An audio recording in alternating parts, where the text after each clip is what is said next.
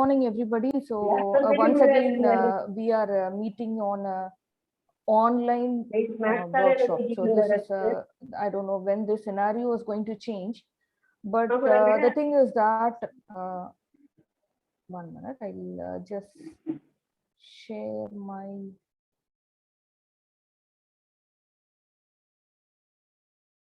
Yes, fine.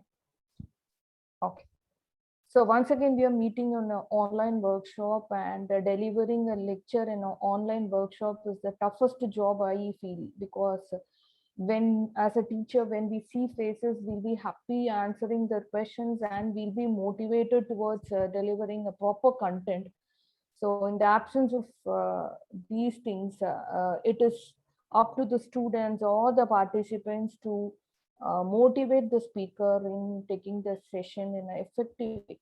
So I leave it to you, because handling 1.5 hours or 2 hours of session without any interaction will be a very difficult task. So I request you to interact, because this is going to be a basic to advanced level presentation.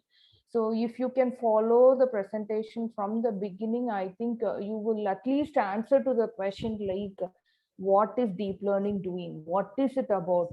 Because many of you talk about this term deep learning without knowing anything about that. So if you follow the slides from the beginning, at least you'll be able to answer some questions in interview point of time or research point of time, or even the research scholars can think about to uh, uh, uh, get inclined towards the deep learning direction.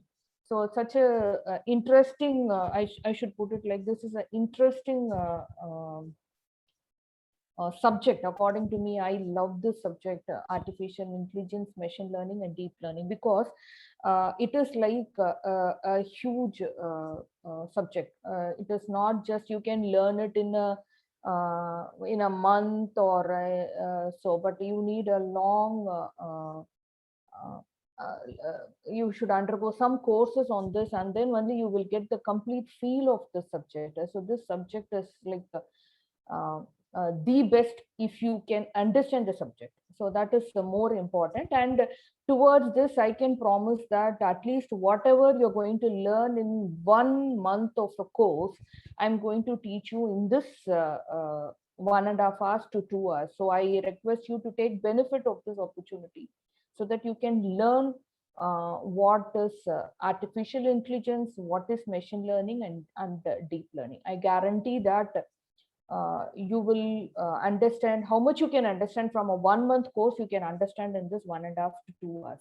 So with this introduction, now I would like to take upon the session on artificial intelligence, machine learning, and deep learning in education. So actually, the topic that was given to me was deep learning in education during this pandemic era. So I can put it in two ways. Like, so deep learning in education, I can put it like in terms of what you learn. Wait a minute, what you learn. Sorry, my stylus is not reflecting.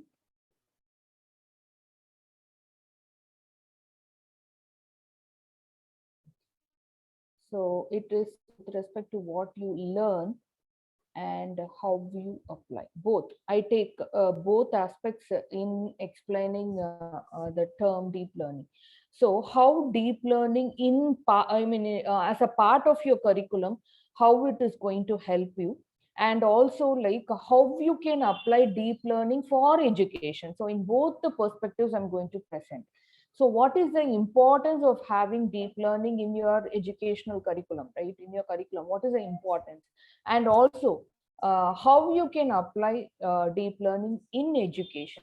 Both aspects I'm going to cover. So it is not only like how am I going to apply. Without understanding the concepts, if I'm going to say that you can apply in education, so it doesn't make sense. Like I cannot instill the interest in you towards deep learning. So I'm going to take these two aspects and I'm going to deliver my content. Okay, so before that, can anybody tell me anything that you know about these three terms? So feel free. It's like a classroom. Don't think I'm a different person. I'm also a teacher. So I can understand how students will think about these terms. So don't worry about all those things. Just deliver what you know about these three terms: artificial intelligence, machine learning, and deep learning. So can I have any response from the audience or the participants?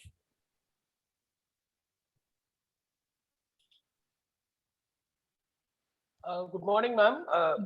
This is Dr. Premanand from Bharathasan University. I Welcome. don't know much about deep learning because the essence was different.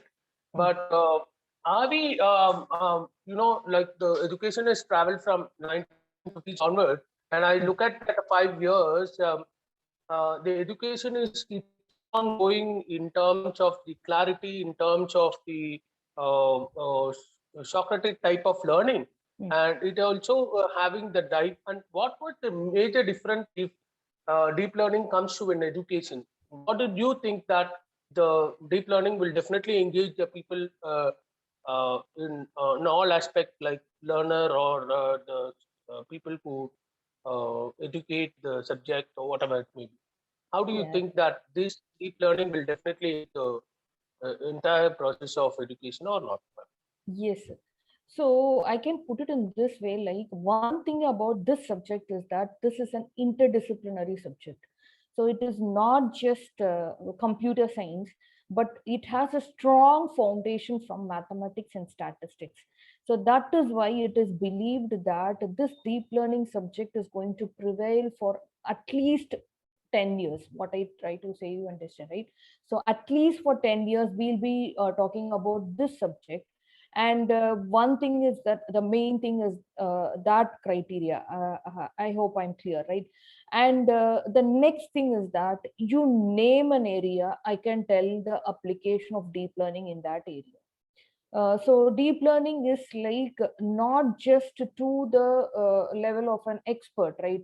Even because with the help of the programming aspects and the programming frameworks that are available, I think deep learning can be taken by anybody to any application. That is the beauty of this subject. So it is not like, that is why I say, always say that you being a computer science person, you should have better knowledge when compared to a normal person, because everybody talks about this subject: deep learning, deep learning, deep learning. But when we question something related to the concepts, and they just say that they blabber something, or they say something which is not even relevant to what deep learning. So the importance is that even if I don't know anything about deep learning, I can do coding. That is the beauty of this subject as well as the drawback of this subject. So it is important உள்ள that போயிட்டீங்களா? it is important that you learn the subject, right? You should learn the mathematical foundations and statistical foundations of this subject. And I can see I'm around, I'm in 40s to 50s. So now you can see, as I learn, I just enjoy the subject. That way I should put it. So it is not a subject that is very difficult to learn, because you must understand that I studied mathematics and statistics long back. But even now, when I get into this subject, when I learn, this subject is like awesome.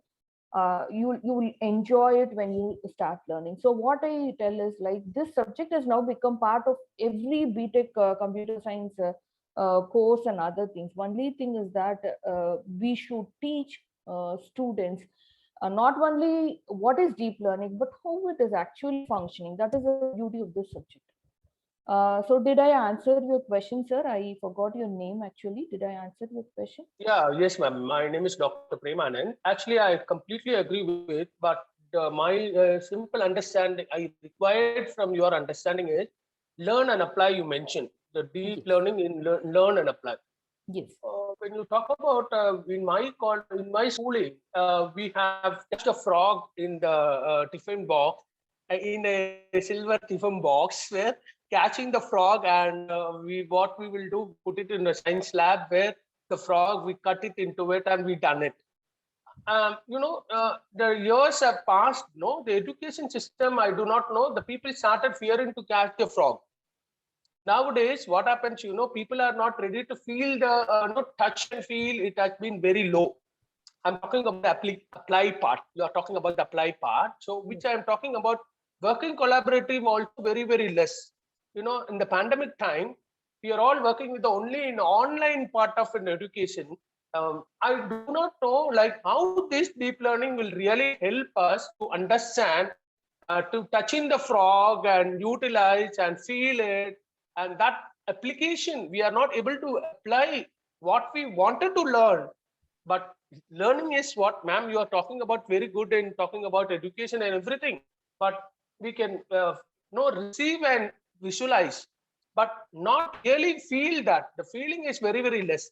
Did that deep learning will really help us to understand this kind of application, to embrace the culture, to understand, no, or to take into the assessment of applying part.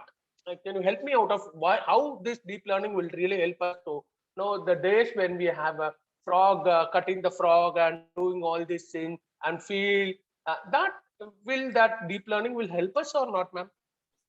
See, actually, to I answer don't know your whether it's right or wrong, but it's the question yes, come to my mind. anything. I'm just asking you. No. Anything relevant to this topic is very interesting actually for me, because now everybody says, "Ma'am, I have implemented deep learning," but when I say that, no, ma, this is not actually correct. You have to change this or change that. Immediately they get stuck because they don't have the feel of what is happening inside. That is true, sir. Whatever Dr. Premanand says is true, because this deep learning is like a black box. So as he said, like, I cannot just like that cut it and explore it and find out what is happening inside, as we did for the remaining subjects. Like even what we learn in computer networks is not the one that is practically there. Am I right, sir, Dr. Premanand? Yes, you are Yes. right. Actually, we study something and we do something which is totally different from what we learn in computer networks. And similarly, whatever students learn in deep learning, I can put it like in as their part of their curriculum, they learn only 20 to 25% of what is deep learning. And so they don't have the feel of what is happening inside. And so immediately they feel like, okay, I get a code, I run it, I get some output, and what is the flavor in it? I'm not understanding what is happening inside. So the only way of overcoming this, what can I say, like this aspect or this drawback is to explore more. So according to my situation, I can put it in this way. Like when I started, what I thought was, okay, I know everything about deep learning. But as I started digging the subject, I only explored that 2 years back, whatever I was knowing, it was only some 10% of what I'm knowing right now. And I don't know what I know right now when I come when I learn more towards the next 2 years. So as the name says, you have to deeply learn the subject. That is I say, this is, according to me, this is the merit of the subject. And many people feel that it is a black box, and so I don't want to get into that subject. But please don't leave the subject as such, because this has a lot of scope. You name an application, I can put it. So only thing that you can do to avoid this mindset is that start learning some courses that are offered in your curriculum. As we all know, our curriculum is very I say, it's a super fast curriculum with respect to engineering. We start a semester, we end a semester, and hardly we'll have some 40 hours of class. And with all assignments and tests and other things, it will not be possible to explore the subject. So what I request is use some courses on your own, out of your own interest. So you have to spare certain time to understand the subject. But what I can do in this presentation is that at least I'll try to make you understand why we are going in for deep learning and what is there actually in deep learning. So that you will at least start, at least put a baby step towards your deep learning subject.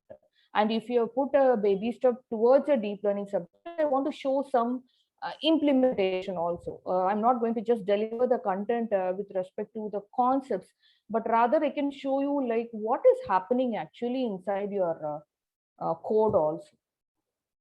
Is that fine, sir? As you say, it is a black box. I accept that. Nobody understands what is happening inside, but when you do an online course, preferably the course by Andrew Ng. He is a pioneer in this field. I can put it like this way, Andrew Ng. He not only teaches theoretical concepts, but he gives you practical way of doing things. You can complete the course only when you do the practical assignments that he gives, and those practical assignments are like it unveils many of your doubts, and you can understand actually what is happening. So as such, by a 1.5 hours lecture, I can to some extent explain you what is happening. That I can guarantee. Is that fine, sir? Okay. So now to the basic question, I'm going to pose these questions because first you should understand what is the link between artificial intelligence and deep learning. So in this, you can see that I have uh, machines that can think like humans, machines that can act like humans, and machines that can think rationally, right? Rationally in the sense the best possible way to a problem, in solving a problem. What is the best way that I can solve the problem? And like how we bring in this rational behavior. So all these things falls under artificial intelligence. So anything that you write to make the machines think like humans or act like humans, then they are called as artificial intelligence systems. Okay. And here comes the term, the important term like intelligent. Okay. So what is intelligence is that I've given the explanation here. A machine should produce responses that are indistinguishable from those of a human. Please understand this, because every time we say the machines are intelligent, intelligent, and intelligent. Actually, when I ask like, what do you mean by intelligence? Then they say that ma'am, it gives output, it gives, it does things on its own. So those are all not the correct definition for intelligence. The machine should produce responses which as a person, if you see the response, you will not be able to identify whether the machine has produced the output or the human being has given the output. So that way, if you can develop a system, then you call those systems to be intelligent. And that is why there was a test, Turing test, and it was done in it was framed by Alan Turing in 1950s, and that time itself people were talking about how to build intelligent systems and all. So Alan Turing told, okay, I'll say that the machine is intelligent only when I put forth some questions to the machine and it gives me a response. I make a machine in a room and I make another person sit in a room. I ask questions, and if I get some responses, and if I couldn't distinguish like whether I got the response from the system or from the person, then I say that only then the machines are intelligent. Framed in 1950. So can anyone tell me, have we achieved that stage? Like complete intelligence for the machines? Is it happening? Yes. Any responses? Not yet, ma'am. Not We are yet. currently working on narrow intelligence. Yes. So still we are actually not, in some fields we have reached that things, that level of intelligence, but in some fields we haven't reached that form of intelligence. So I should not say like we haven't reached completely, but we have reached in certain fields. We'll see what are those fields.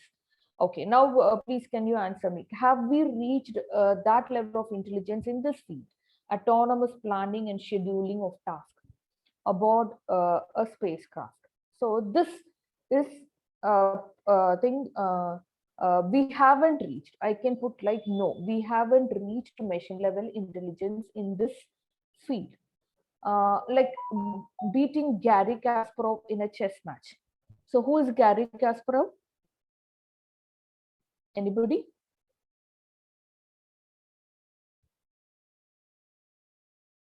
Yes, he is a chess champion. He's a world champion, and a program has been designed to beat this world chess champion in a match. And so we can say that I have reached the human level intelligence in this field. Yes, I have reached. Okay. Steering a driverless car. So now you will be knowing about driverless cars, right? So have you heard of this driverless cars?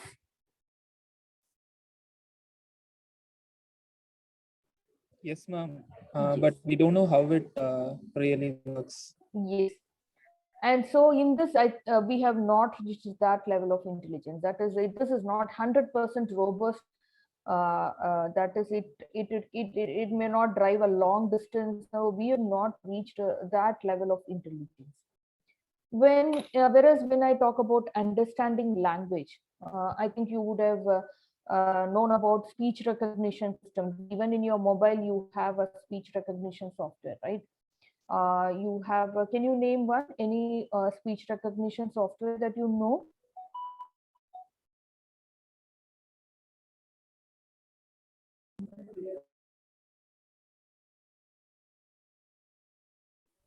Yes, Google. you have Alexa, right? You have Alexa. It recognizes your voice and it plays accordingly the music that you want. And you have Cortana by Microsoft, Siri by Apple. So all these speech recognition softwares actually do some level of understanding the languages that we speak. So we have achieved, say, I cannot complete intelligence, but I can put it like some 90% intelligence and not complete, but this field is developed a lot, and we can say that we have reached some 90 to 85 to 90% intelligence here. And robotic assistance in surgery. Again, these things are have developed a lot. Nowadays, many robotic assistants are being used in surgery. Even in our Pondicherry, JIPMER is using so many robotic assistive surgery methods. So this has also grown to some extent, not to the fullest extent, but at least I can put like 70% it has grown. Okay, and then monitoring trade in the stock market. Again, this is also like I can put it like 90% this has grown. So you can see that AI is playing a huge role in many of the fields. Like you name a field, I can tell you whether you can apply artificial intelligence or not. Right.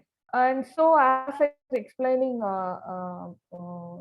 the professor from Bharatiya University, so AI, and in particular, what the topic or what I'm going to speak is an interdisciplinary topic.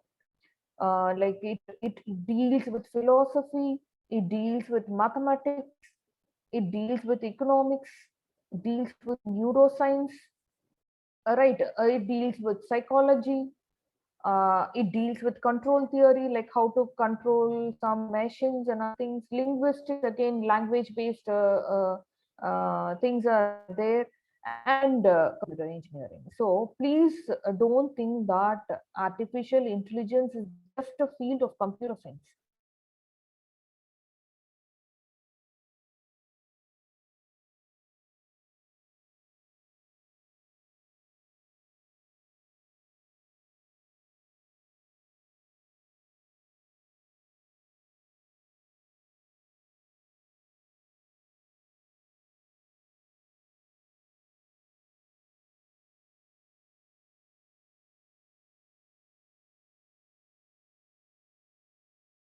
Agent.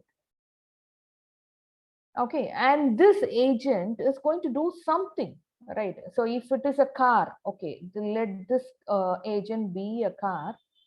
So what it does is, it gets the information from the environment. That is the road in which I'm driving. Okay, if I'm using a car, the car may be driven in an environment. It may be a road with so many obstacles in my road. And so what it does is the car has number of senses, right? It has number of sensors in the, you have number of sensors in the car, which actually senses, it perceives the environment, right? It perceives the environment, what is happening in the environment.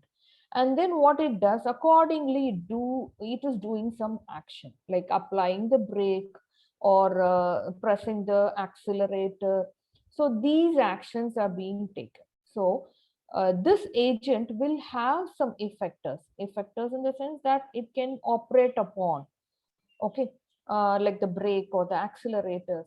And based on the environment it works, it is doing some action to control, to take control over the environment.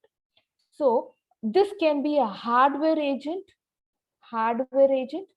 or it can be a software agent. Please understand that is what we are doing.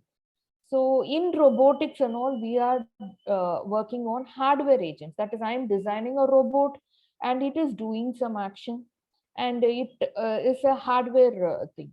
But whatever we do in face recognition systems, in speech recognition systems, I am developing a software agent. That is, it takes inputs, it is doing some operations on the input, and it does some actions. It actually predicts what is the input that you're given. It is doing some prediction. And so those are all the actions that are being taken by the agent. So don't think like what we were talking about agents like some 10 years back is now different. It is not only hardware, but you can have even software agents that does some intelligent tasks. Okay, so whatever software that we are designing for your prediction or for your classification, those are all software agents. Okay, is that clear? And that there can be a combination of hardware and software agents also. It's not that if you design a hardware agent, then there will not be any software agent. You will have software agents as well. Okay, and I told you what is an environment, and this is the important thing that you should be knowing, because many people lack this knowledge. What actually you are designing? I'm designing a robot. Okay, for which type of environment? Whether I am designing a robot for a deterministic environment. The deterministic environments means I know everything about the environment. As I say that I'm playing a chess game. I know what is there in the 8x8 board. Right? I know everything. There is no change in the environment. But when I'm driving a car, the environment itself changes. As I take a turn, then there may be a tree there may be a dog running in between, or there may be another car approaching me. So when you have different types of environments, then there comes the problem. So as I showed you something like I had some applications in which I could build 100% intelligent machines and partly intelligent machines. So this is the reason behind that. So when I have everything known to me, then I can build an intelligent systems. But when I don't have complete information about the environment, I cannot build an intelligent machine. Or building an intelligent machine is going to be a very difficult task. So again, with respect to your face recognition and other things, okay, I know some faces. I am designing a software agent to design, find the faces. But if suddenly a new face comes, and again there is a problem, right? You are not completely known. All the faces that I'm going to do recognition, if I have those details prior to my like prediction or classification, then I can have 100% intelligence. There is no problem at all. But in real world, new faces keep on coming, right? And I don't know, some faces may be clear, some faces may have some noise in it, some faces may have some very different feature which I didn't see at all till now. So in those environments, if you want to design a agent, design an artificial intelligence system, then there lies the problem. You understand what I'm talking about? Okay, and so you can see this classification. This is a very interesting classification that you can see.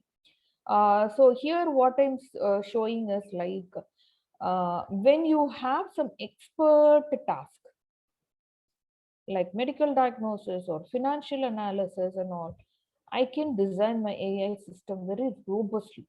It can do some Like it is when I know everything, right? As I say, like if there is an expert task, like if there is an expert who can frame all possible rules that can exist in the domain, then obviously I can design a artificial intelligence system. It will take care of everything. But what happens to this normal day-to-day task? I see Manigandan, I see the professor who was talking, and I can recognize him when I see them again. All right. And I can, but for a machine, it is very difficult. I have to train the machine and make it work for recognizing the faces, which is very difficult. As I said, in real world, I have so many faces. But as a human being, I can see faces and I can recognize faces very easily. So sometimes I may not be recollecting, but 90% of the time I do it properly. But machines do only some 30 to 40% of the time that recognition task easily. It is very difficult. And even for your common sense, I know that a particular object is hot by seeing the location itself. It is on a gas stove, so I can say that it is going to be hot. But for a machine to do that task, machine to recognize that that object is hot, it is very difficult. And even in natural language processing, even though I say that 90% I have achieved intelligence, but that 10% is going to be very difficult because you have so many aspects of delivering the content. Take your Twitter, you have so many ways to deliver your content. The sarcasm that you can talk about, the slang that you're going to talk in your tweets, those things are very difficult to recognize. All right. So these task, which is very easy for a human being, is going to be very difficult for your machines. So when to answer the question what professor has asked, I can put it like here you can see that that is why deep learning is difficult, because deep learning is trying to achieve what AI systems have not done till now. It is trying to mimic the human brain, and what is happening in our human brain, many of us don't know. And when you're designing such systems, then obviously it is going to be tough only. It is not going to be easy to understand a deep learning subject. So if you put some effort towards a subject, obviously this black box concept will go. Everybody will try to understand the subject. And now people are talking about explainable AI. XAI, explainable AI. So what these people are doing, as we have hackers and ethical hackers and unethical hackers, similarly, you design the system to recognize a face. Okay, you do it, but I will try to find a system that explains what you're doing. So that is what, again, as what professor was feeling, this is a very difficult thing, right? You don't have a feel of the subject. So what people started thinking about is, like, as he was feeling, why don't I go for a concept called explainable AI? So I want to explain what is happening in this deep learning algorithm. So this field is now emerging. I think for the past 2 years, 2019 onwards, people are talking about explainable AI. How am I going to explain what is happening inside? Okay. And these things, machines are good. Playing games, solving puzzles. So these things, machines are good. But the day-to-day task done by a human being, machines are finding it very difficult. Okay. So what is, again, I tell you, when the environment is changing, how will you take the knowledge? How will you get the knowledge from the environment? It is very difficult because you have incomplete information. I don't have anything about the environment, or the environment is changing. Every day it is changing. Every second it is changing. Then how will I learn? Right. So what you do is, you just, what is learning is, this is a very important word. When I ask students, like, what do you mean by learning? Then they'll not be able to tell me, give me a proper answer. The answer is that you have to be more efficient the next time. That's all. That is what is learning. I give a program today and I'm asking you to solve it, and you solve it in 1 hour. The same problem, when I give you the next day, you will be solving in half an hour. What you get? You get the experience. You're learning something, right? And so when you take this learning, like, as you gain experience, then obviously your efficiency is going to improve. So if your efficiency improves, then you can claim that you have learned. Otherwise, you should say that I have not. Like when you, if you would have listened to a deep learning class previously and now you're listening for a deep learning lecture, and if you're in the same stage, then you haven't learned anything. So please don't stop with what is being taught. You take it forward. There are so many resources available in internet.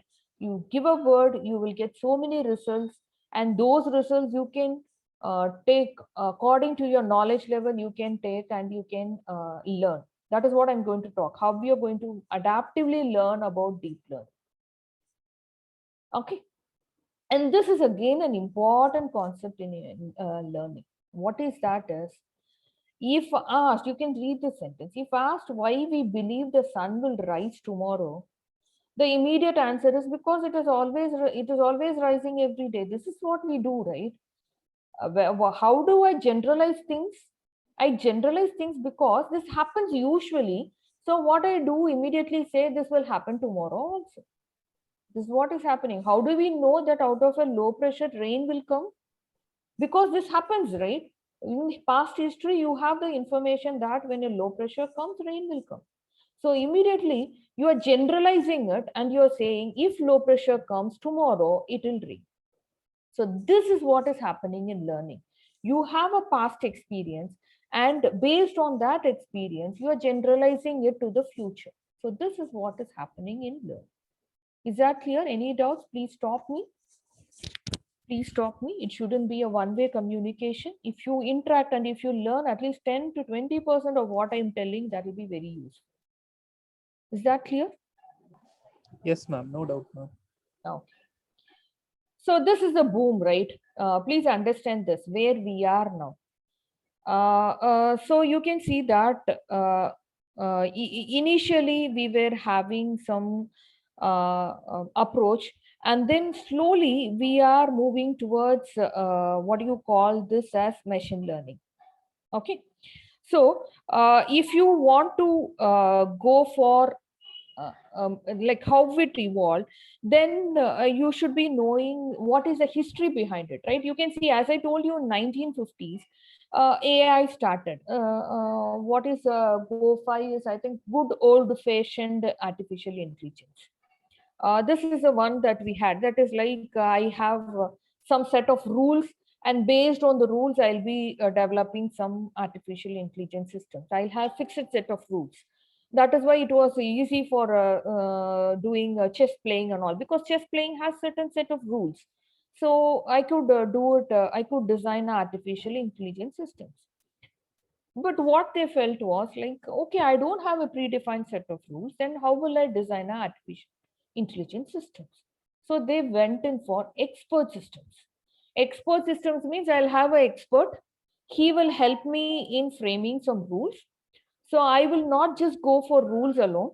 I'll do some reasoning based on those rules. So they were using the concepts of logics.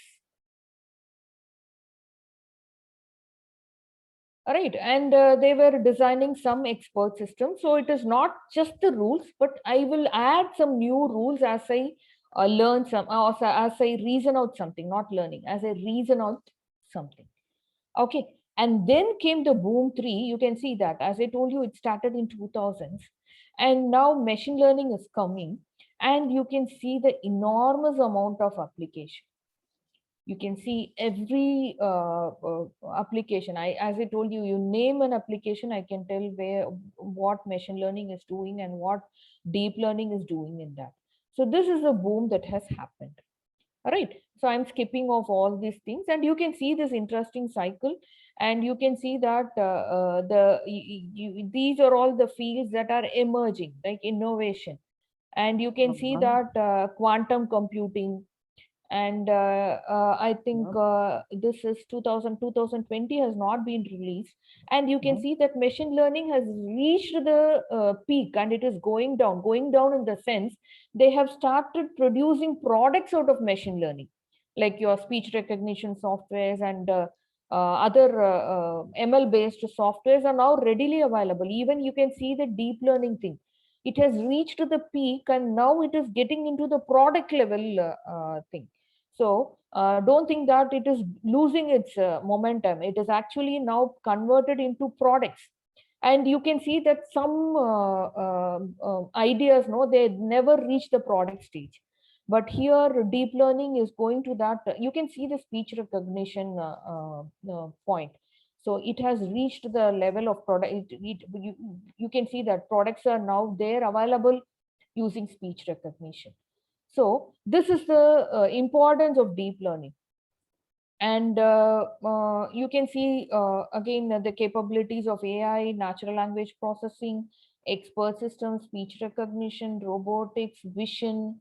Vision is like recognizing faces, images, and planning in terms of robotics, how to make a robot move and do some task. Everything are now under the capabilities of AI.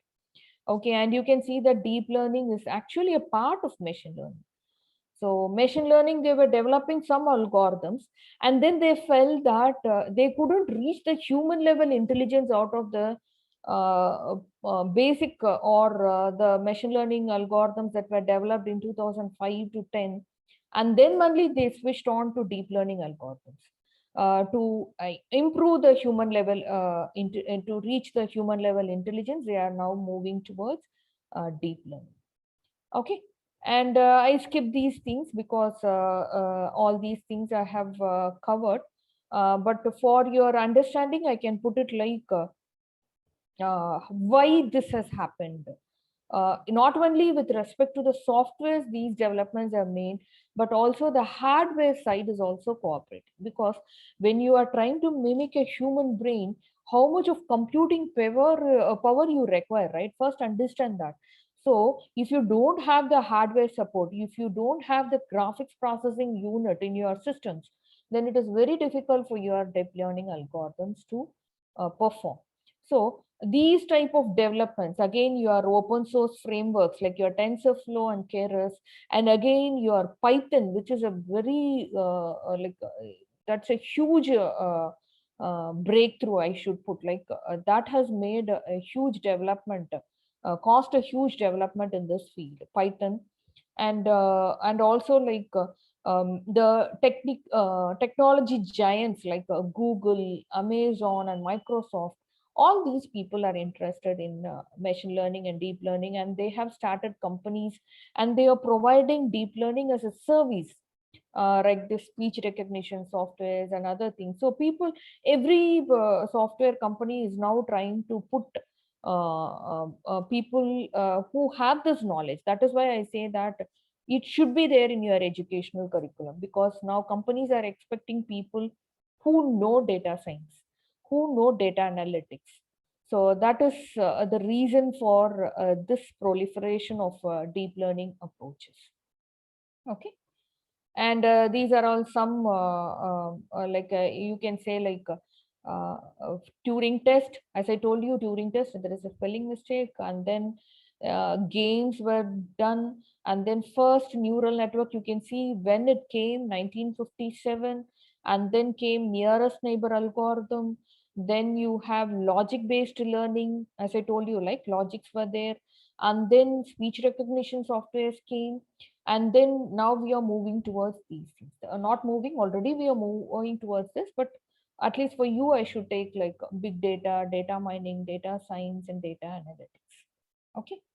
So these are all the applications of artificial intelligence, and this is the picture that you should know. So this is artificial intelligence. What it is having, even the expert systems come under artificial intelligence, but the difference is that it is logic based. Please understand. It is logic based. It is rule based. Okay. But you want to have learning from your experience, not just the one that I have in my data set. I want to learn new things. Then the solution is that you have to go into machine learning. Okay. And in machine learning, you can see that these algorithms are very old algorithms. And now from 2015 onwards, in deep learning, you have these algorithms, and also the algorithms like LSTM, GRU, and so many variants in this. Unidirectional LSTM, bidirectional LSTM, stacked LSTM, Again, in recurrent neural networks, you have bidirectional recurrent neural networks. So many variants are there. But if you know the basics, that would do, because variants are just like adding flavor to the basics. But if you can learn these 4 algorithms in depth, then you can say that you have specialized your deep neural networks. So these 4 are very important. I'm talking about the discrimination networks. Discrimination networks. Discrimination networks. Beyond this, you have generative networks. Generative means I can generate images. You can see that if I give a thing like I want an image with of a bird, with a black beak and a red tail and a long leg. So I can use the generative networks which can generate things for me. Please understand the difference between generative networks and discriminative networks. Discriminate means I'll be doing discrimination. That is, I can detect who the person is in that image, or what is the object that is there in the image. Those type of networks, you call it as discriminative networks. Here you have generative networks. You have different types of GANs. GANs come under generative networks. Okay. Any doubts, please? So I'm skipping these slides. And this is again an important slide that you should know. Artificial intelligence, you have machine learning. Inside machine learning, you have deep learning. And there is a field of data science that is overlapping with this. That is, data science also talks about machine learning and deep learning. But along with that, you have the concept of big data. These are all overlapping domains. And similarly, data analytics also overlaps with machine learning and deep learning. But here you have to apply the analysis that you have done to some business, perform some business intelligent task. Then you say that like it is like, or do some visualization, which I'm going to show in the demo. Do some visualization type of thing, whatever you do, those things come under data analytics. Again, machine learning and deep learning also is involved in data analytics. So it is not just analyze the data, but also make some decisions. So when you want to make some decision, you want some algorithms, machine learning and deep learning algorithms. So there you can think about data analytics. So at least now you should be knowing, some companies say that I want data analyst. So what should you know about, you should be clear. And some companies say I want data science people. So you should be knowing what they are expecting. So these, I think this Venn diagram will help you in understanding. Any doubts, please? Any doubts? Are you clear? Yes, ma'am. Okay. So now you can see that in data analytics, you have 4 types of data analytics. All right, descriptive data analytics. What is there in my data? If I have a student database, I can say like the student name is there, student ID is there, student marks are there. This is descriptive. In diagnostic, okay, what type of analysis I'm doing is, if a student fails in a subject, I should be able to diagnose. Why did he fail? What is the problem that he has failed in that subject? Okay, this is diagnostic. The next thing is predictive. So before the student fails, if I can identify that he'll fail in the subject, then that is called predictive analytics. Okay. The next one is interesting and very essential one is prescriptive analytics. We all know, like doctors prescribe something. Similarly, prescriptive analysis is that I know that the student will fail in the subject. So what should I do now to avoid that situation? Then you call that as prescriptive analytics. So what can I do? I can recommend the students to read some lecture notes or some questions that can help him in clearing the exams. If I'm doing such operations, you call that as prescriptive analytics. Right? So all the 4 are important. Please understand, if you want to be a data analyst, it's not sufficient that you do only prescription. You have to do descriptive, diagnostic, predictive, and then prescriptive analytics. So all four are important, right? So what actually is you're doing is like, now I'm getting in depth, right? How will I do these analytics? How will I do it? I get some data. Okay, I get some data. I do some cleaning on the data. Cleaning is obviously, right? When I have a student record, there may be some problem with certain marks. Some certain marks may not be there in the data. So I have to clean the data, find out what is not there in the data. I have to do some manipulations, either to fill the missing data or remove that particular student record itself. So I have to do some cleaning. All the data is not pure. There may be noise in the data, right? And then what I'm doing, I'm going to identify the patterns. Say this may be a set of students who may pass the subject, or I can put it in that way. I'll not put pass here. These students who always score 30 and above or 40 and above in the subjects, these students will score from 30 to 40. These students will score less than 20, and these students are regularly absent. Okay, I do some pattern identification. Okay, and then what I do is I make the predictions. So what I do, if these students are having 30 to 40 marks, the prediction is that these students may fail. Again, these I have to predict. Again, this I have to predict. Right, so this is how things are happening. There's no magic actually happening. You have to give the data, and the algorithm should identify the patterns in the data. It has to learn from the patterns, and then based on the learning, it has to do the predictions.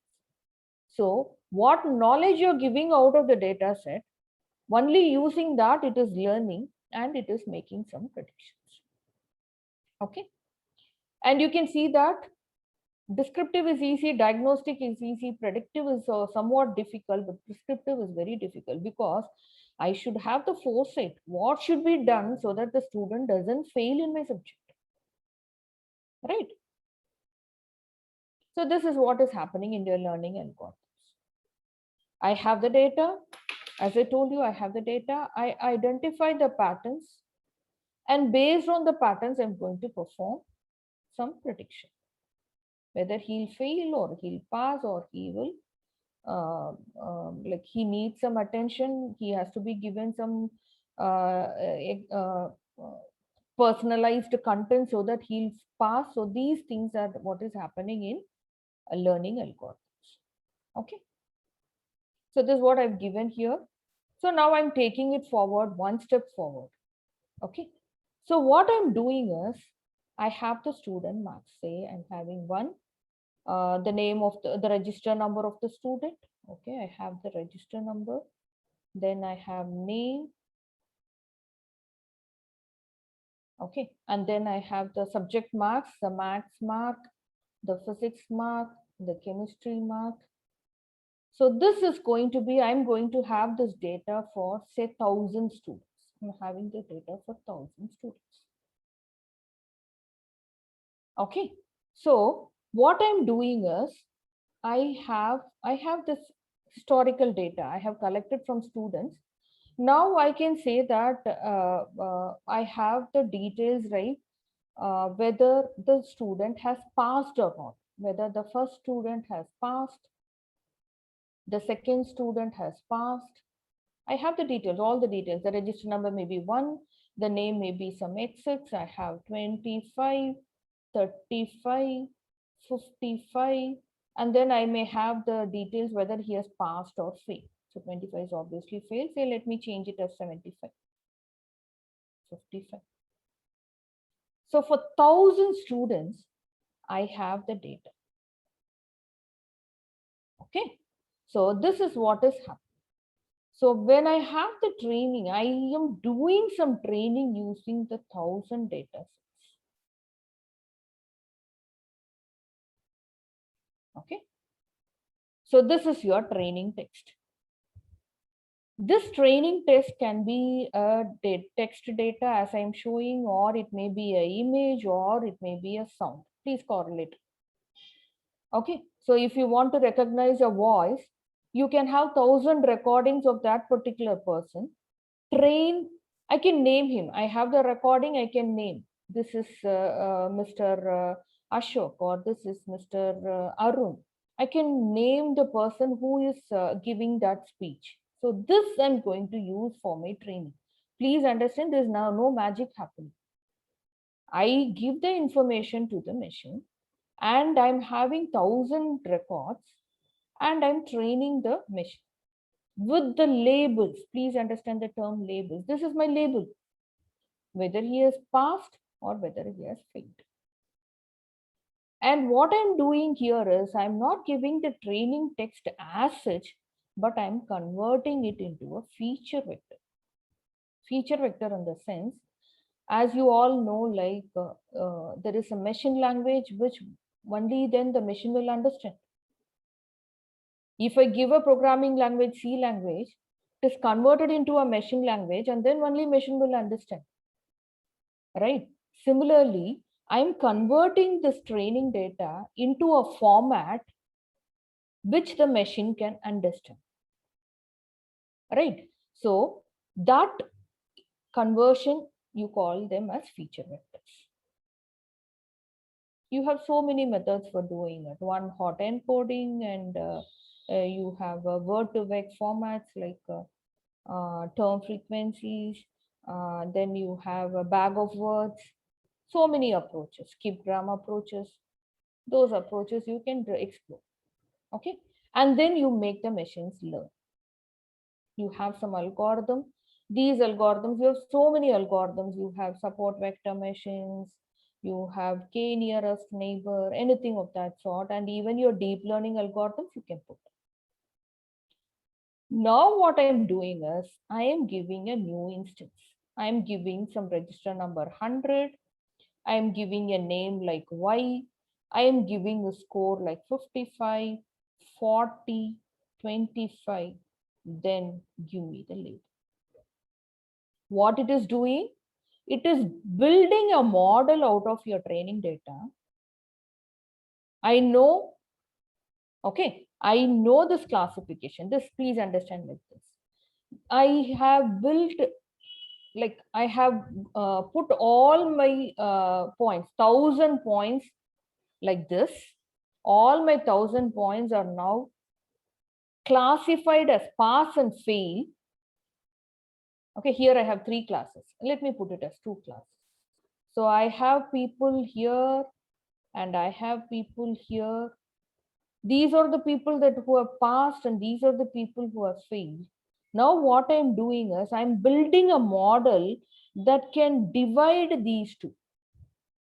Ultimately, what I'm doing is I'm plotting all the points on a n-dimensional graph, and I'm trying to find a line. It may not be a line, it may be even a curve like this, because you may have points like here. And I'm trying to classify these 2 points, classify the points. That is, whoever falls on the right hand side, they have passed the exam, and whoever falls on the left hand side, they have failed the exam. This is what is happening in your machine learning algorithm. To unveil your black box, this is what is happening. Okay, so please understand, you have a feature vector, right? I told you, all the points are converted into a feature vector. All right, feature vector means all are numbers. So immediately, if you have a number, I can plot it on my graph, right? This is a 2D graph. I can plot like this. I have all my numbers. Now, I should find a line or a curve that separates my positive points and my negative points. This is what is being done using your algorithm. Okay, so once you do this, if a new point comes, and if this point comes here, this point, so I should say that he will pass the exam. How? Using the line or the curve that I have found. The point that I'm putting is on the left-hand side of the curve that I'm drawing. So obviously, he should pass. So this is how I'm doing my prediction. Is that here? Any doubts? Any doubts here? Is that clear? Yes, ma'am. Okay. And so this is what is happening, and you can see the algorithms that are being used for classification, for regression, clustering, dimensionality reduction, anomaly detection. So these are unsupervised, which I'm not talking about. I'm talking only about supervised learning. So classification is like whether the face belongs to Ashok or Arun or like whether it will rain tomorrow, yes or no. Those things come under classification. But regression is like how much the price will be tomorrow. How much of rain will come tomorrow? Whether the rain will be there, yes or no, it's classification. But how much rain will you get tomorrow is regression. Okay, so you can use the machine learning algorithms to do either classification or regression. Okay, so these are all some of the algorithms, and you can see that you have the deep learning algorithms, and it is not necessary that deep learning algorithms will do only two classes, whether it will rain or not, but rather it can do multi-class classification. From an image, it can recognize cars, trucks, lorries, buses. So it can identify different classes in the images. So you can perform two-class classification as well as multi-class classification. Okay. So this is what I was talking about. All the, say if you have height. நேத்தே வந்து fill பண்ணி தொலைங்கடான்னு சொன்னேன்ல காலையில அவர் note பண்ணிருக்காரு ரெண்டு பேரும் note பண்ணிருக்காரு. Okay, so if I have only two features, then you can imagine like this. I have the height and weight of the students. Then I can plot it 100 and weight is, say he is 75 kilos. Then I have a classification that he is obese or not. Obese. And if his height is say 150 and his weight is 60, I may say he's a normal person. Again 120 and weight is say 80, then he's a obese person.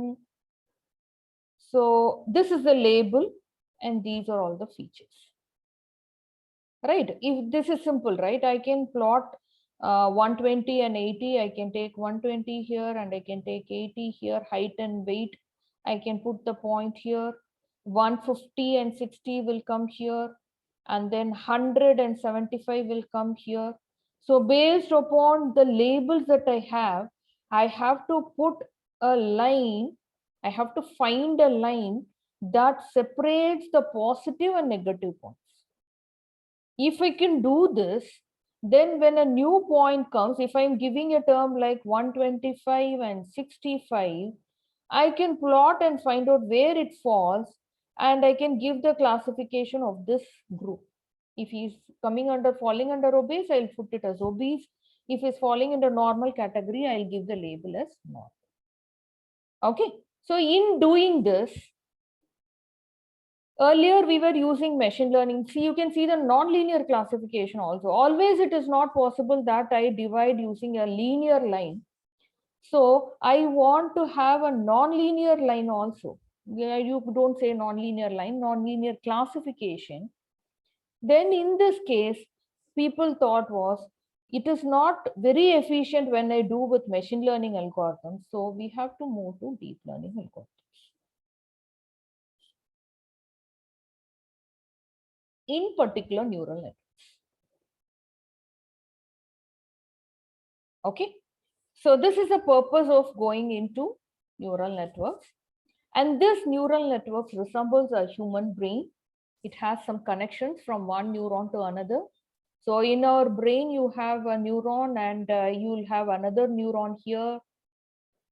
Okay. The information from one neuron is being taken to another neuron. And then this neuron, which is responsible for recognizing the hot objects or recognizing a face, that will tell like whether this face belongs to Mr. X or Mr. Y. So ultimately what I'm trying to say is the connections are important in our human brain. The information from one neuron should pass on to the next neuron. Okay. Similar thing happened in our neural network. So I take information like I'll put height and weight. I'll give height and weight of a person. Okay. And this outcome is whether he is obese or not. I know this. Okay. So now I know the input, I know the output. What you have to do is you have to assign some weights here, assign some weights in the connection nodes. Okay. And again, assign some weights in this connections also, in these edges also, so that you get the desired output. You understand what is happening? So let me put an analogy like this. I know that I have studied 2 units. I have studied 3 units in my exam, like the subject data structures and algorithms. And I know that the outcome should be a pass. I want to have a pass for that subject.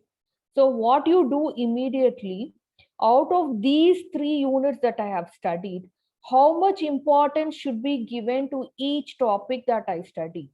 Because I know out among these 3 units, I know that certain topics will surely come.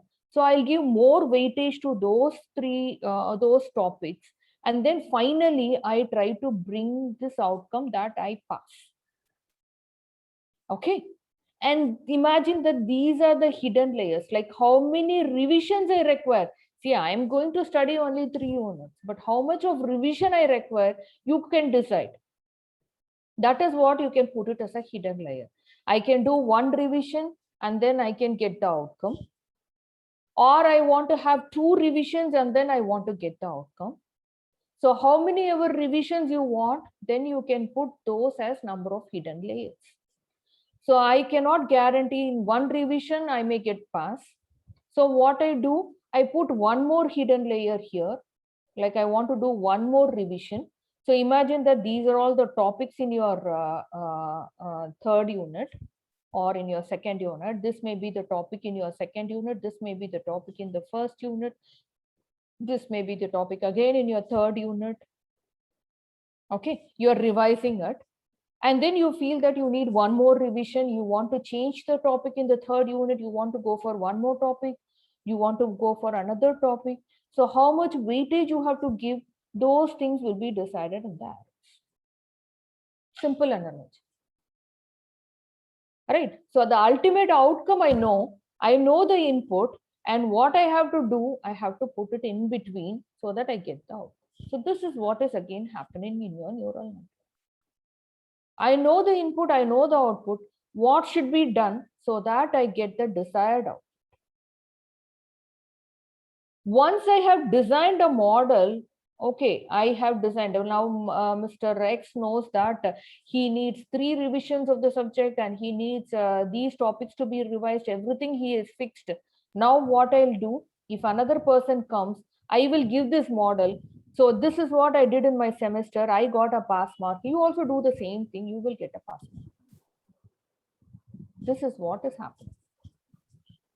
Okay, based on experience, you are developing a model and you are giving it to the test persons or your subsequent juniors, and they see your model and they will say that obviously this is what is happening right in real time. And so this is what is happening in your neural network also, or in any of your classification algorithms. Is that fine? Is it clear? So as I told you, you may feel like I need only 1 hidden layer, I may need 2 hidden layer, I may need 3 revisions, then only I may get the desired output. So it is up to the problem that if your subject is data structures, you may need 3 revisions. If your subject is some easy subject like any subject like I feel computer networks is easier. So if it is computer networks, I may say that 2 revisions are enough. If it is algorithm, I may say that you require 4 revisions. So depending upon your problem, you will be deciding how many layers you have to keep. If it is a complex problem, then you may go for more number of layers. If it is a simple problem, you can go for less number of layers. It depends on the problem that you take. Okay, and in doing that, you may have recurrent neural networks, because in some aspects, you may think that the revision that you did for the first time, that topic you should remember when you are revising the third unit. So if you feel like you have studied the searching in your data structures and you're using searching in the third unit topic, then you should remember what you have learned in the first revision. Okay, so if you want such type of memory, then you can go for the networks like recurrent neural network or long short-term memory or gated recurrent unit, anything of that sort. So for every purpose, you have some deep neural networks. So depending upon what you are actually doing, you have to decide the number of layers, the number of neurons. So each one is called a neuron. You call this as a neuron, as in your human brain. Each one is called a neuron. So depending upon your application, you have to decide how many neurons you want, how many layers, how many hidden layers you want. All this you have to decide depending upon the problem. Is that clear? Is that clear?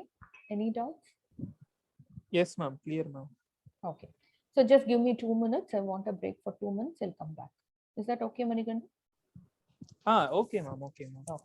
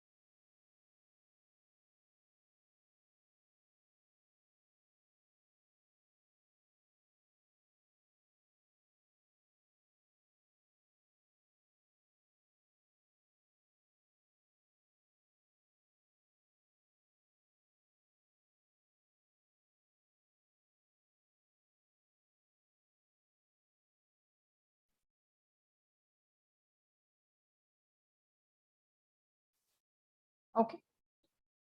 So am I audible? Yes, ma'am. Audible now. Okay.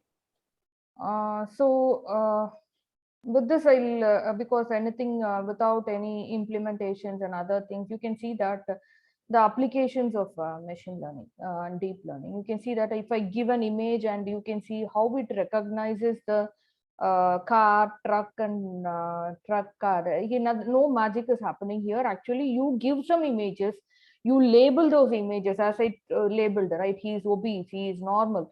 Similarly, I give some images and I label those images as car, truck, and other things. And immediately, if I give a new image, it will label that there is a car here, there's a truck here, and there is a truck. Again, it all depends on how you train, what images that you give, how many different types of images you give, how noise free is your images. So these things matters there. And as you train, the machines will be built. That is the idea. And the thing is that you have to choose the right architecture in developing your thing. As I told you, you have so many architectures, right? So it is up to you to decide that there comes the knowledge, right? What architecture can be useful in which domain. So those things, those theory aspects you should be knowing. Then you can directly call those functions in Python and you can implement it. But what is happening inside, you should be knowing to some extent at least, so that if there is a lack of efficiency, that is, if I'm getting only the boxes are not drawn exactly around the car. If I say that my box is drawn like this, all right, then the box could have been better, right? It could have been on the car correctly. And if the truck is labeled as say if it is labeled as car, again, this is not efficient, right? So these things can be avoided if you have better models. So day by day, people are building models with additional features, additional optimization techniques, and other things. And so you should choose a proper model based on your domain. So that is the idea behind your deep learning approaches. And obviously, your execution time is going to be more. You have to accept that fact, because we are mimicking a human brain, and human brain itself has so much complexity. And when we are designing a system to mimic your human brain, obviously your execution time is going to be more. And as sir was asking, interpretability is less. Yes, I don't know what is happening inside. How did I get my car here? That you can understand once you explore the models. Please don't think that they are hard to interpret. But if you have knowledge about the models that you are designing, right? Whether you're designing, say, if I'm saying, if I say that I want to clear a data structures paper, then obviously you can think about how many layers you want, what type of revision you want, and what type of topics you should revise. All this comes out of practice, right? About your, or from your experts. If you consult with your teachers, they can help you in what topics and other things. Based on that, you will be deciding on the number of revisions. Similarly, if you have some expert knowledge about what is happening in your face recognition systems, you can obviously decide upon the number of layers and neurons and all the parameters that you need to set for a deep learning architecture. And no longer it will be a black box. Okay, and these are all some applications of machine learning and deep learning algorithms, which you have already seen. And now I am coming to our topic, like AI in education. So till now we were seeing the importance of deep learning, right? Deep learning, and what is the importance of learning deep learning in curriculum? Because ultimately, after you finish your degree, you need to get placed or you need to get a job. So you can understand that we can apply deep learning to many applications, and so many companies want developers, and so they expect you to study deep learning and machine learning as part of a curriculum. And with respect to the interview experiences shared by my students and my daughter, they were expecting students to do some projects in machine learning and deep learning, so that they'll understand that you have some knowledge towards these domains. And when you have this knowledge, they prefer students with this knowledge. So that is why I told DL is important in education as part of your curriculum. But as an application, right, how can I apply deep learning for education? As an application, I'm going to talk about. So as you all know, like in pandemic era, we have all moved to online learning, right? So your teachers are using some online platform, Google Meet, and they may use some learning management systems like Edmodo, Moodle, even Google Classrooms are there. So what they do, they collect your data, right? They put your data in like in Edmodo. They have facilities to set question papers, evaluate question papers. If it is objective type question, it get evaluated. And out of your evaluation, as a human being, what I'm doing, I just look into the marks scored by the students, and I'll understand whether the student is good or whether he has some problem, whether he requires any other adapted content or personalized content. Because now I'm handling deep learning class. Some may understand and some may not understand because their level of understanding may be low. So in that case, how should I deliver the content? So this understanding, actually we can do it manually by seeing the marks. Some 60 students are there and only 30 students have passed. Then I understand that they are not able to follow, and they need some form of personalized learning. They need some personalized learning. I have to give content according to their intelligence level. So in doing that, I should first identify whether the student is okay or not. Okay.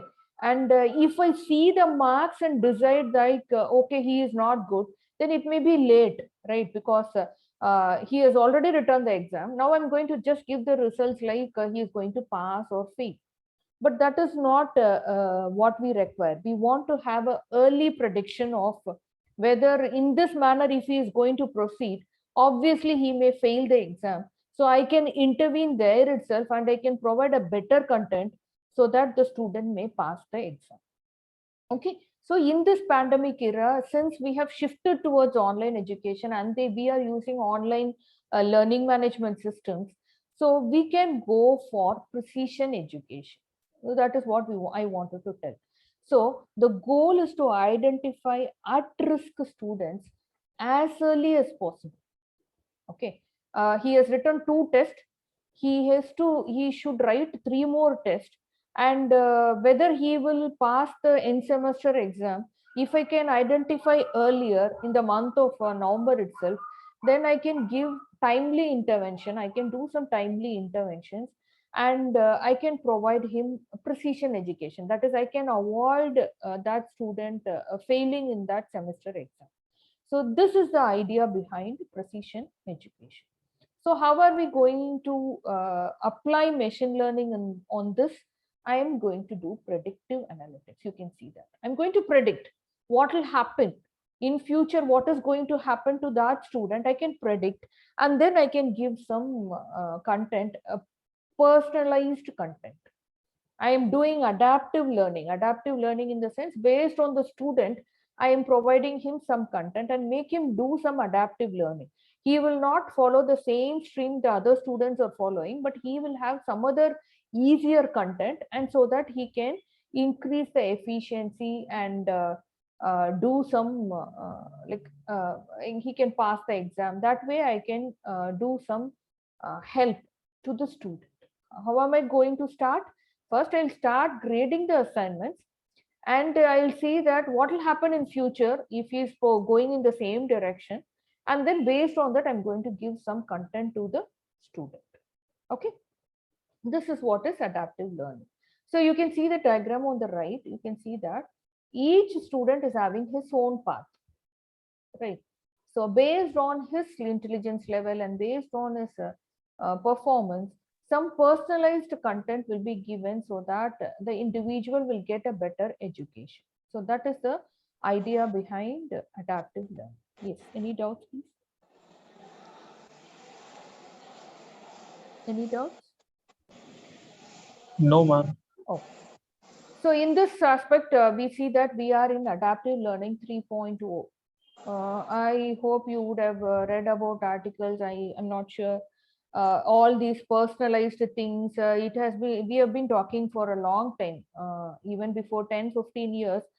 We used to tell in e-learning, they give personalized content based on they will ask some questions, and if I don't answer the question, they'll give some help, and if I read that help, I can understand what the question is about, and I may be able to answer the question in a better way.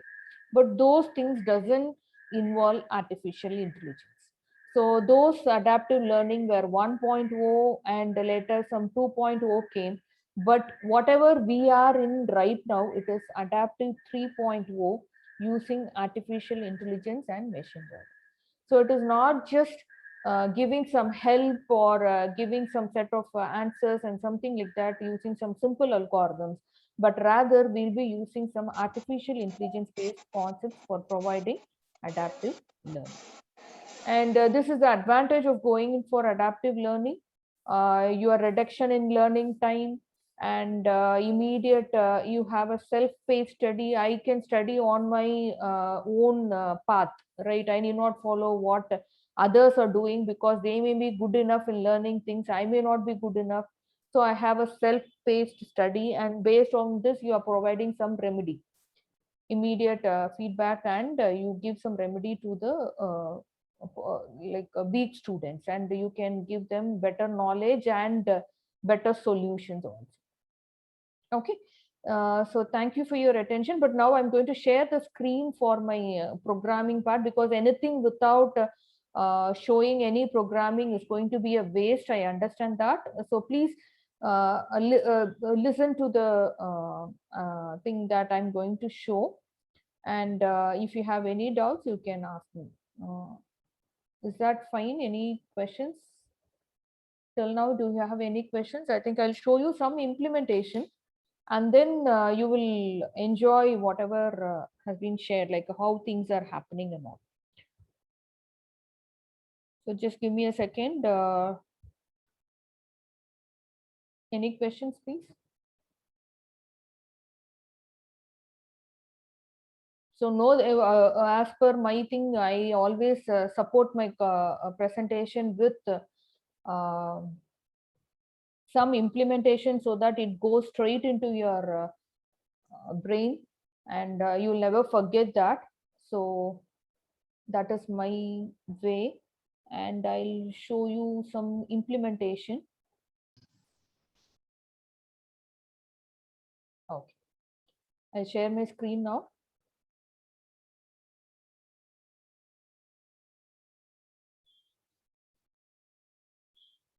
Can you see my screen, the Jupyter notebook? Yes, Yes, ma'am. It ma'am. is visible. ma'am. Yes. So here you can see that I have taken a student performance data set. Okay, and you can see that I have collected it from a database, a student learning management system, and they have stored the details in the database, that is their gender and to which race they belong to. They have anonymized it, because they shouldn't give the race exactly, so they have given it as group B, group C, and group A and all. They are not mentioning the race here. And they are talking about the parental level of education also, that is how educated their parents are, whether they have a bachelor's degree or some college level education or some master's degree. So they have some details regarding their parental level education, and they also have information about the lunch, because students, if they are not having proper lunch or proper food, they may not be able to concentrate on the test marks or on the performance, right? So even that level of importance they are getting. And test preparation course, whether the student has undergone any course for this test, because we give some special coaching and all before the test, right? Whether he has done the course or not. And then they have stored the mathematics score, how much he has scored in mathematics, how much he has scored in reading, how much he has scored in writing. So this is with respect to some school level data set. So forget about why reading and writing are there. So forget about that. And you can see the data set here. Actually, for the first column, or I should put the word feature, right? The feature is gender here. And the value here for the first student is female, and he belongs to the race group B, and his parent level education is bachelor's degree, and he had a standard lunch, and he didn't undergo the test preparation course, and he has scored 72 in mathematics, reading is 72, and writing is 74. Okay, similarly, you have another student with some information, female, group C, some college, standard, completed, and all these details are there. And you can see that I have around 1,000 students details here. I have 1,000 students, and you can see that different combinations are there, different marks are there, 77, 86, 86. So I have different values or feature values here. And you should also see that they are not numbers. They have text as well as numbers, right? So what I should do is, first I should label the data. That is whether if I see that math score is above 50 and reading score is above 50 and writing score is above 50, I should first label them as pass or fail, right? I have this, these are all the training data that I have. I'm going to train the model using this 1,000 data set, and I'm going to build a classification model. And when I give a new value, that is, I'm going to give female, group C, some college, and I'm giving no lunch, and completed the preparation course, and I'm giving 25, 35, and 40, and what would be the outcome of that particular student. I want to predict that. So I can do it first to develop after developing a model. But before I develop a model, I have to do some analysis. That is very important, because you should see whether there are any missing values in the data set, because these missing values will give a wrong prediction model.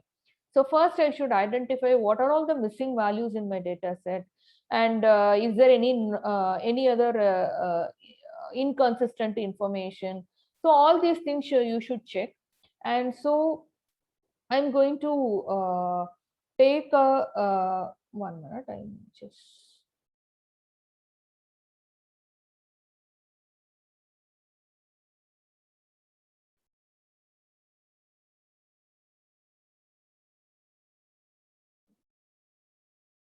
okay. So now I'm showing my program, right?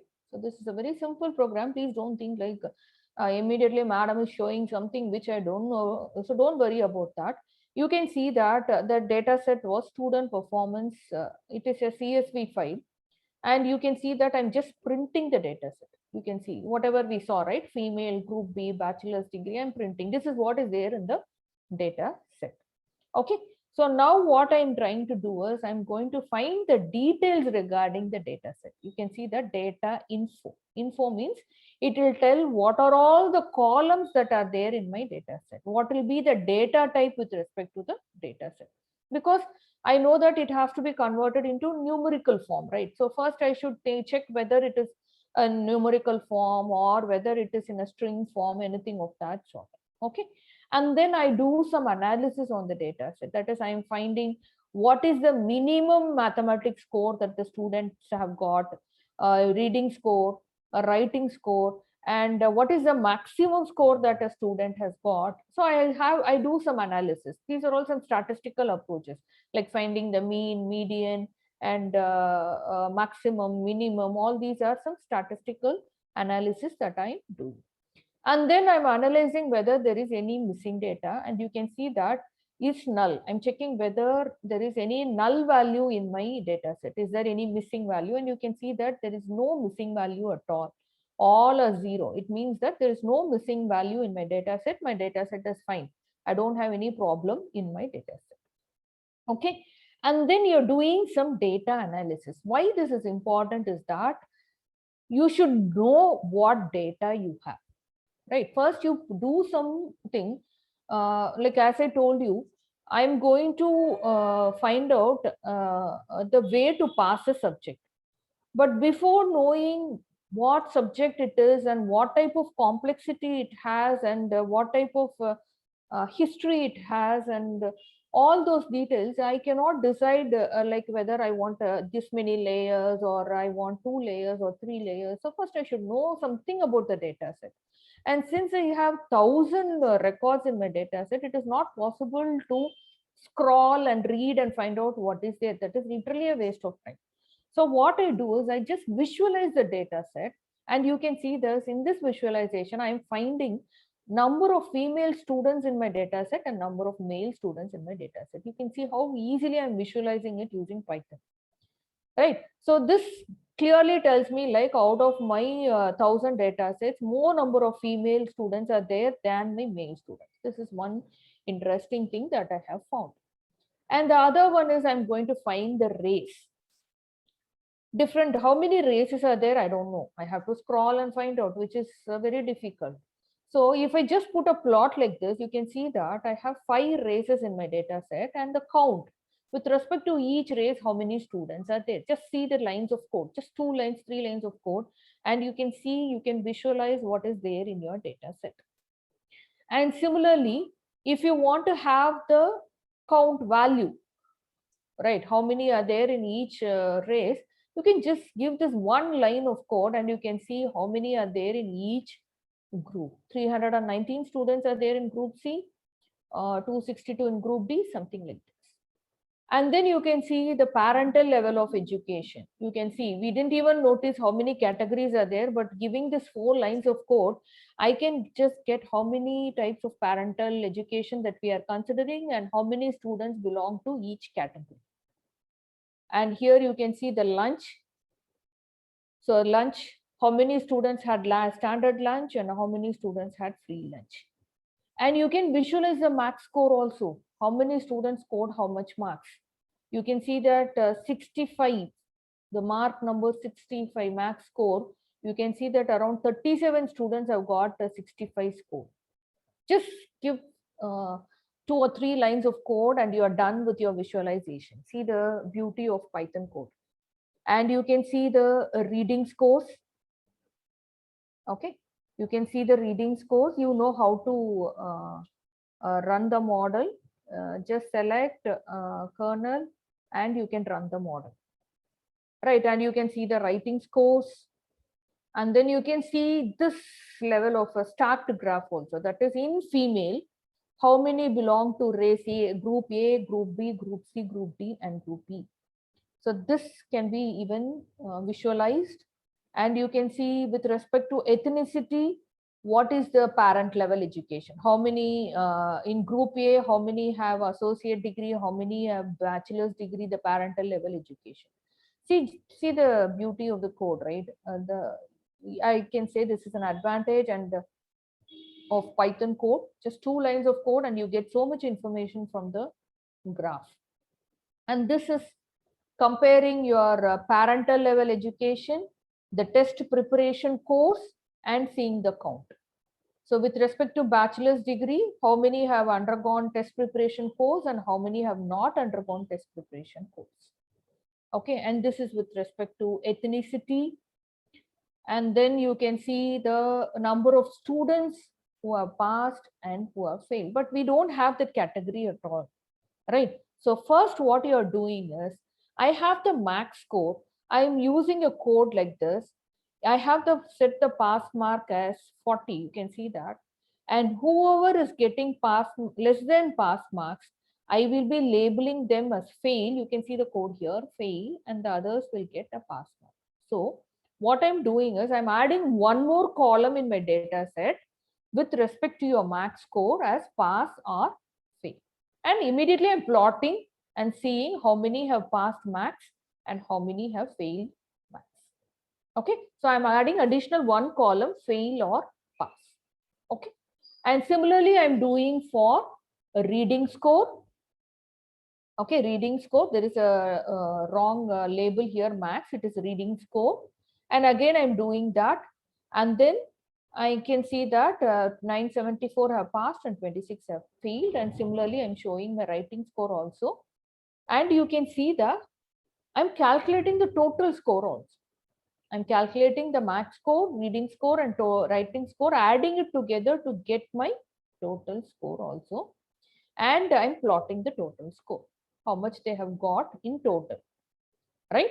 And then what I'm doing is I'm calculating the percentage. You can see the code. I'm calculating the percentage here. And I'm just plotting the percentage score also. How many have got what percentage? 69%. How many have got? Okay. And now comes the interesting part. If the student has failed in any of the subject, then he will be labeled as fail. And if he has passed all the subjects, then he will be labeled pass. So this is the label that I'm going to create and I have included in my data set. So you can see that if he all the subjects whoever has passed, he will be given pass and he will be given fail. You can see that this is what is happening in my data set. So most of the students have passed, only few have failed. Okay. And now, based on the status fail, I'm going to give the grade E, O, A, B, C, D. So this also I'm adding to the data set. Okay. And so you can see that in my data set, the chance of students getting grade O is this much, yellow color. Grade A is orange. Grade B is blue. Grade C is red. And grade D is pink. And grade E is cyan color. So these are the colors. It shows that this is how the data is there in your original given data set. Okay. And you can, I'm skipping these things because we are running on. You can see that now the data set becomes flip. This is your now new data set. That is, I am giving one more column, pass maths, pass reading, pass writing, total score, percentage, status, and grades. Okay. So now my data set is ready. But what should I do? I should convert it into a feature vector. So what I do is I use a label encoder. So this is a technique which can be used for labeling or converting it into a feature vector. So what it will do is it will convert everything into form of a new number. All right. So depending upon your column, it will fit your data and it will convert it into numbers. So I'm skipping that part. You can see that everywhere I'm using that label encoder and I'm converting pass reading into a number, pass writing into a number. That is, pass writing means 1 means pass, 0 means fail. That's all. Okay. I'm converting everything into a number. And you can see that I have 1000 records and now I have 14 columns. 14 columns.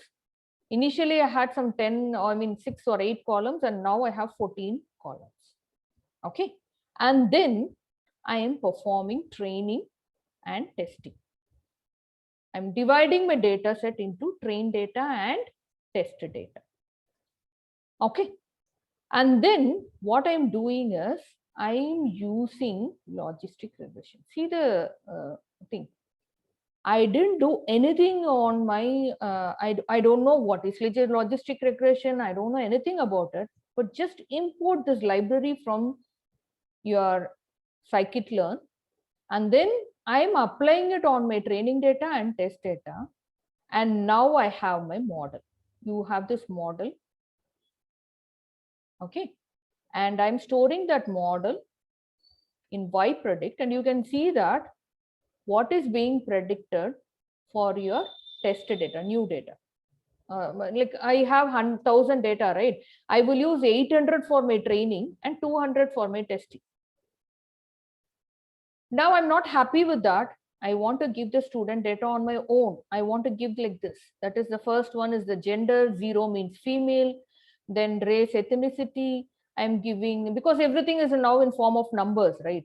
So I'm trying out the one combination. I know that race, ethnicity is 0 and lunch is 0. Now max score is 1 because everything is now converted into, please understand that it is converted into a feature vector, right? And so I give the values, new values, and you can see the output here. It is giving me 5. 5 corresponds to the grade that he is going to get. The grade may be 5, I think, is E grade. E grade. So I can predict that this is going to be the mark. I can predict that this is what is going to get in the semester exam. Then immediately I can intervene and find out what can be done for that student so that I can improve his learning experience and improve his performance. So this is one logistic regression simple model. Here you see that I'm using random forest classifier here. Again and again using the same test data. Here I'm getting 3 as my grade. The same test data, I'm getting 3. Right? And I'm using another machine learning algorithm, which is called as a decision tree.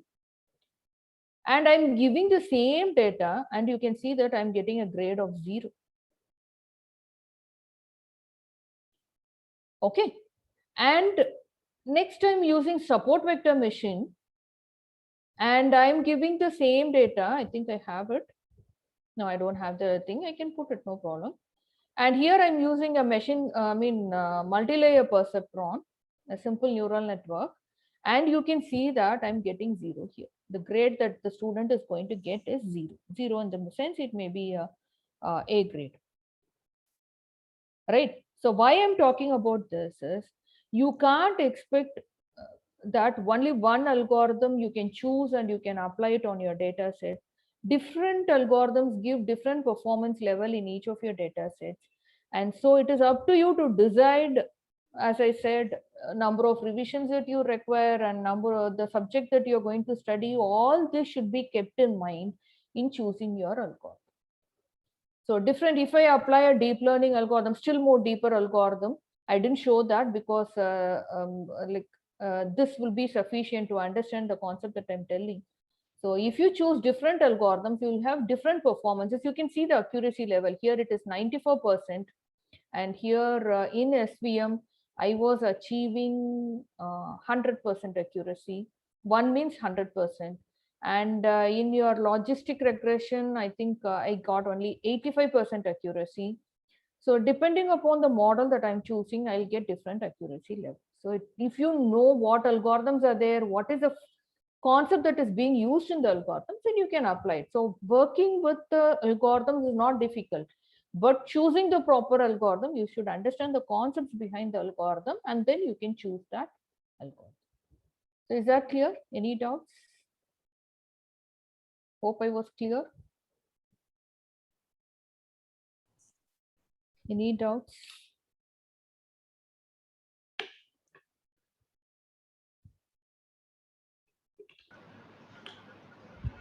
That was an outstanding session, ma'am. Thank you, ma'am. Thank you for the feedback. Thank you, ma'am, for enlightening us and for being an ideal example of inspiration and motivation for all of us, ma'am. It will be definitely help us in future, ma'am. Thank you, ma'am. That was my objective, and hope I have met some of your expectations. And so if you have any doubts, you can mail me or ask some questions through your mail also. Thank you. Thank you for the opportunity. So I thank the principal, the HOD of Department of Computer Science, and the organizers, I think Hema and Anand and Manikandan were organizing the CSIR workshop. So thank you for giving me this opportunity, and I wish all the best for the remaining session. Thank you. Participants can ask their Thank you, doubts ma'am. Thank you, ma'am. with this person. If you have any doubts, please. Ma'am, Sudhakar Mary, ma'am, ask for the PY file, ma'am. The Python is. Yes, ma'am. I'll share it with Manikandan so that he may share it with the participant. Yes, ma'am. Ma'am, we'll share all the files, ma'am. Yes, ma'am. Participants can ask their doubts, if any, with the resource person.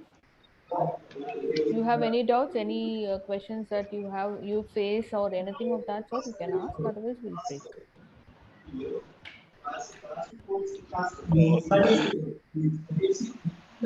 Dr. Uma, ma'am. Yes, sir.